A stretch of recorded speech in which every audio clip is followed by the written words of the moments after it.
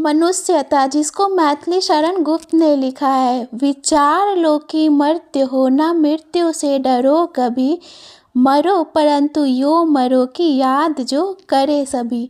कवि कहते हैं कि मृत्यु होना निश्चित है, हमें मृत्यु से कभी डरना नहीं चाहिए। हमें कुछ ऐसा करना चाहिए कि लोग हमें मरने के बाद भी याद रखें। हुई ना यो सुमृत्यु तो वृथा मरे वृथा जिए। मारा नहीं वह कि जो जिया ना आपके लिए। अगर हमारी मृत्यु अच्छी नहीं हुई तो हम बेकार ही जिए और बेकार ही मर गए। वह व्यक्ति मरा ना होने के बाद भी मरे हुए के समान है जो व्यक्ति दूसरों के लिए ना जिए। वही पशु प्रवृत्ति है, आप ही चरे। वही मनुष्य है कि जो मनुष्य के लिए मरे।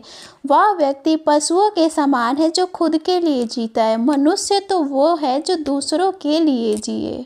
उसी उदार की कथा सरस्वती बखानती। उसी उदार से धरा कृतार्थ भाव मानती।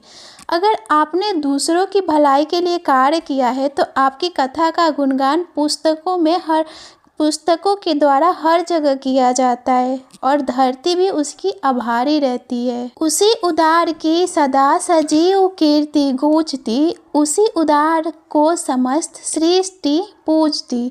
जो व्यक्ति दूसरों के लिए जीता है उसकी कीर्ति का गुणगान हर कोई करते रहता है और पूरी सृष्टि उसकी पूजा करती है। अखंड आत्मभाव जो असीम विश्व में भरे। वही मनुष्य है कि जो मनुष्य के लिए मरे।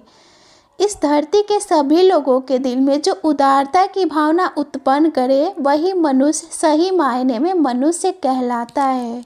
इसमें कवि कहना चाहते हैं कि बहुत सारी ऐसी कथाएं हैं जिसमें महान व्यक्तियों ने अपना जीवन दूसरों के लिए त्याग दिया।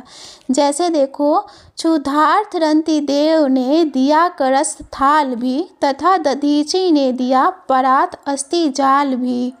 भूख से परेशान होने पर भी रंती देव ने अपने हाथ की थाल भी दान कर दी थी और महर्षि दधीची ने तो देवताओं को अपने पूरे शरीर की हड्डियों का ब्रज बनाने के लिए दे दिया था। उसीनर क्षितिज ने 100 मास दान भी किया। सहर्ष वीर कर्ण ने शरीर चर्म भी दिया।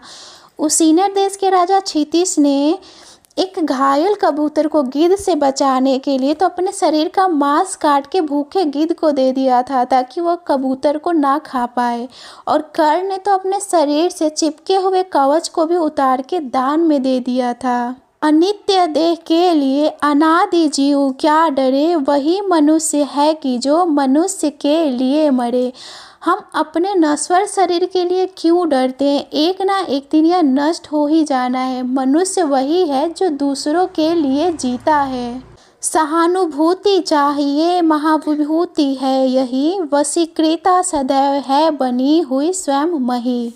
कवि कहते हैं कि हमें हमेशा दूसरों के प्रति सहानुभूति की भावना रखनी चाहिए क्योंकि यही इस दुनिया की सबसे बड़ी संपत्ति है। स्वयं ईश्वर भी ऐसे लोगों के साथ रहते हैं जो दूसरों के लिए जीते हैं।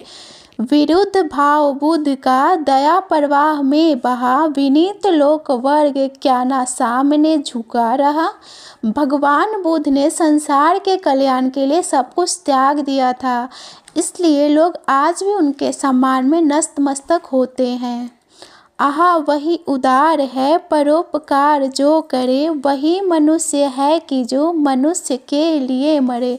अगर किसी के दिल से आह निकल रही है तो उसकी मदद करना ही परोपकार है। मनुष्य वही है जो दूसरे मनुष्य के लिए जिए।